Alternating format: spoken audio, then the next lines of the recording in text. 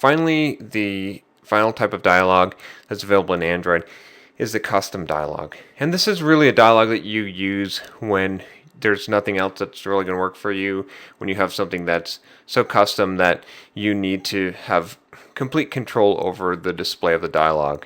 So with this, you can literally display whatever you want. It uses the same layout file that you've been using to create activities in Android. It's just a regular layout file, and anything you can put in there essentially, you can put into the dialog.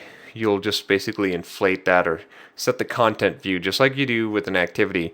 You'll just set the layout for the dialog when you create it. You can interact with the view in the layout. So what I mean by that is if you have buttons that are in your layout, in your custom dialog, you can grab those and you can change the text and you can do anything that you could do in a normal activity. So that's kind of neat. It gives you some extra functionality there.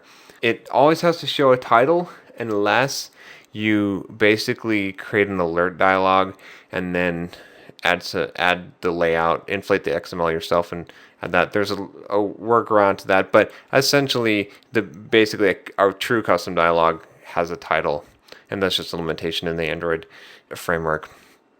And you're going to manage this custom dialog just the same way that you do an alert dialog. When I talked about the dialog management that's available in Android, the custom dialog really is no exception. It goes through that exact same flow. Even though it's custom, you're going to hook into, you're going to call show dialog, you're going to hook into the on create dialog and the on prepare dialog, and you're going to use dismiss dialog and remove dialog just like you would an alert dialog or any other dialog in the Android operating system.